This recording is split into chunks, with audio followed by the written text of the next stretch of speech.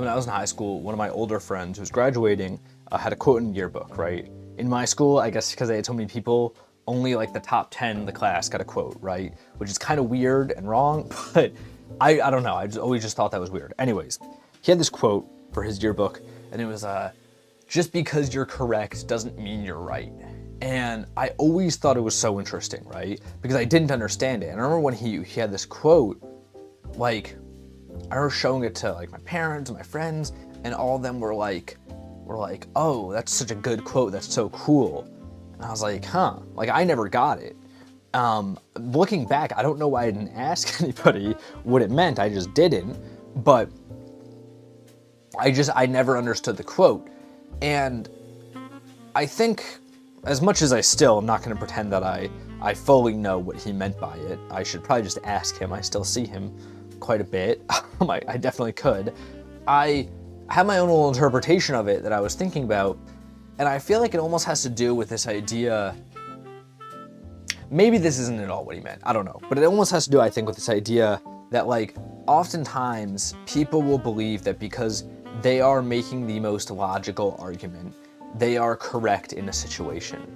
And I think that, from my interpretation, and maybe, again, I don't think this is actually what he meant now that I'm saying it out loud. I think maybe this is just sort of my own interpretation of it after some of my own experience, sort of my own development, I guess.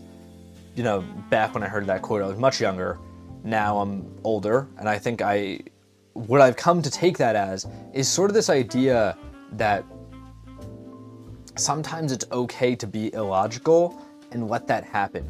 I think we are all, maybe because we're all like so scientifically advanced or whatever now, we have this tendency to sort of make sure that everything is logically sound to an extreme level. Like it's seen as a virtue to answer every question, take it to its end, have a complete answer, be able to argue every point. You know, it's seen as a huge virtue to do that now. And in a way, you know, I mean, obviously it is. That's how we got here to like science. So like, great, right? But I think there's also something to be said that people don't really think about anymore, or maybe they don't really value anymore, to either go, I am going to accept this illogical answer because it's nice, or I'm not going to answer this question because I think it's worse if I know the answer to this. And I want to say these first with two caveats.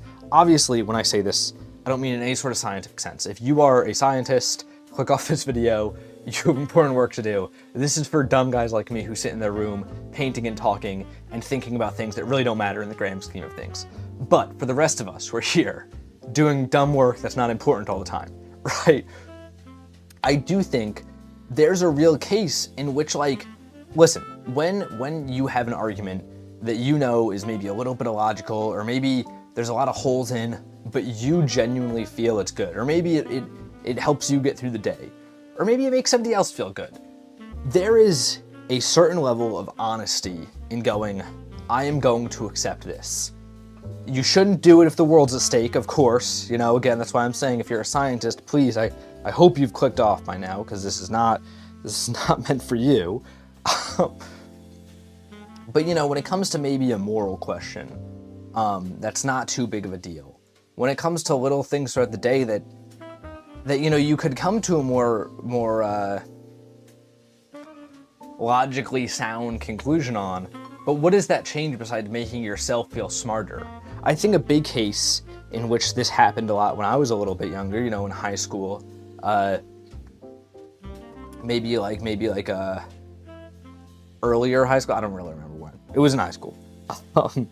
I was with like astrology, right? Astrology, manifestation. There was like, I feel like it was like sort of almost like right before COVID, there was like this whole wave of like, sort of like the people were getting, especially teenage girls specifically, were getting very into like the astrology, the manifesting stuff. Many of them still are. And I feel like it was a thing online to like shit on this, to be like, this logically makes no sense, this is dumb, this is bad. Looking back, I'm sure there was a little bit of a healthy misogyny, you know, not a healthy amount of misogyny, there is no healthy amount of misogyny.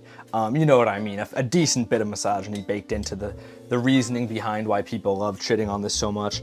But it was almost seen as this thing. I remember like my friends would make fun of it so much, and it was like seen as this thing of like, it's cool and good to make fun of this because it is inherently illogical. Like, it's almost, of course nobody said this because I wasn't surrounded by people that were this insufferable, but it was almost like a subtle way of going, I am taking the more logically sound position, therefore I am smarter, you are dumber, and because I have this sort of cynical take that this thing that you enjoy is stupid and bad, and I'm not going to listen to it, I'm going to make fun of it because it's stupid and bad, I'm going to mock it, I am a smarter person than you. That's sort of the way people would treat this, right? And like, I look back on those times, this mockery that I 100% joined in on at the time, you know, and I'm like, man, there was so much fun to be had by just letting people live and maybe even joining in on that. Because you know what, listen, do I believe that like the stars work to align certain ways, and like I'm a Libra, so like, you know, blah blah blah is gonna happen, or I'm a Taurus, so this is gonna happen? Do I believe it? No, to be honest, I don't, right?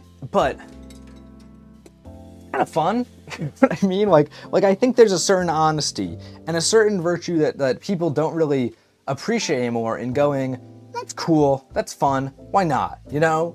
And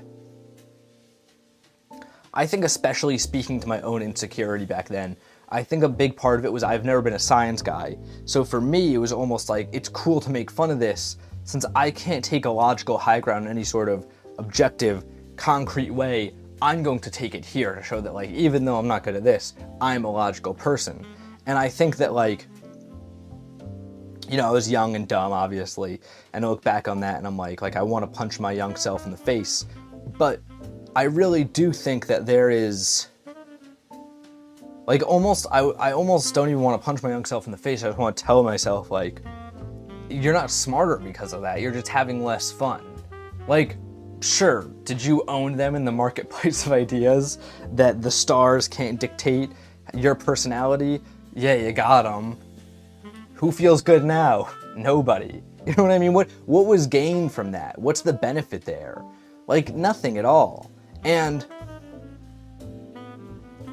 you know, being smart's definitely a virtue. I think it's cool to be, you know, not even, I mean, saying being smart's just snooty thing. I think being a curious person, somebody who likes to stay informed, I think that's great. I do think that's a virtue. I think it'd be dumb to say it's not. But I think that there's also a virtue in having fun. I think there's also a virtue in letting people feel good.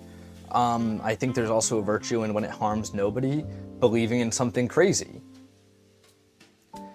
So why be smart then? You know, like somebody who's going around just being smart all the time, or being, you know, being the more logical person, isn't really, like, are they winning?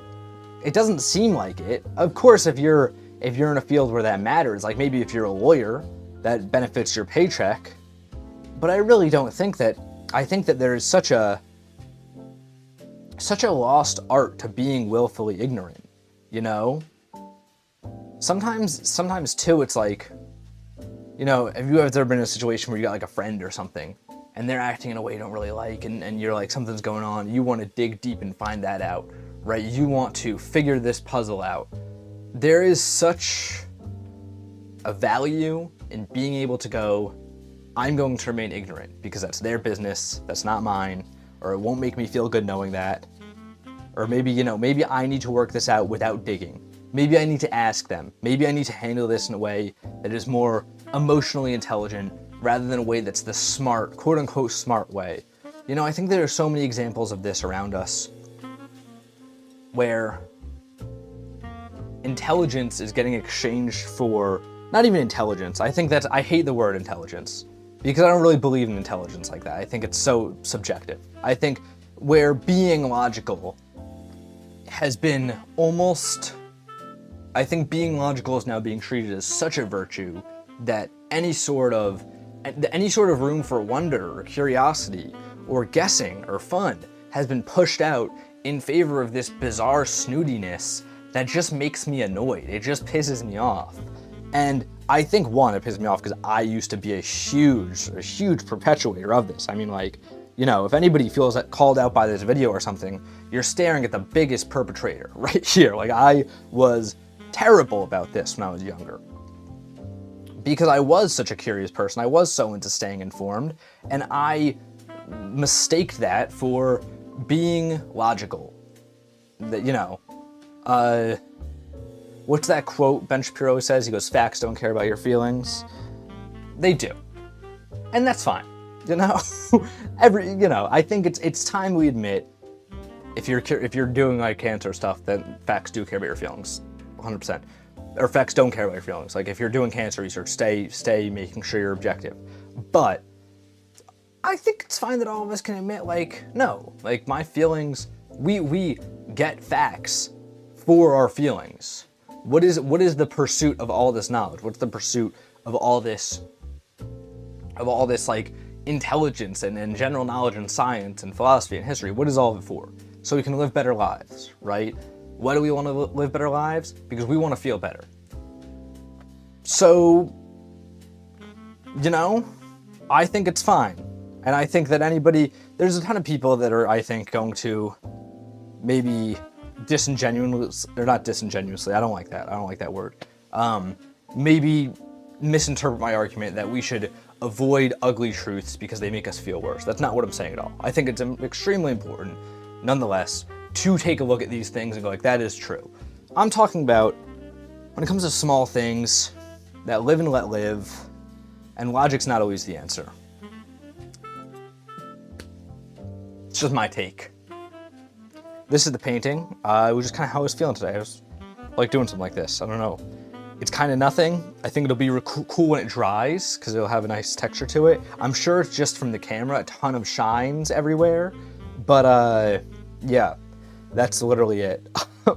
There is nothing to say about this. It was just I was feeling like throwing these colors down. And yeah, so go check it out over the Instagram. Lots of texture today, guys. So you're gonna have to go check it out for sure over the Instagram. I don't know why I keep trying to like trick you guys into going with the Instagram. Like, all you were there already. I don't know what I'm doing, but yeah, go check this out. Until next time, guys, gals, and pals, my name is Max Dice. This is Paint Talk episode 117. I'm here every morning, painting and talking with you all.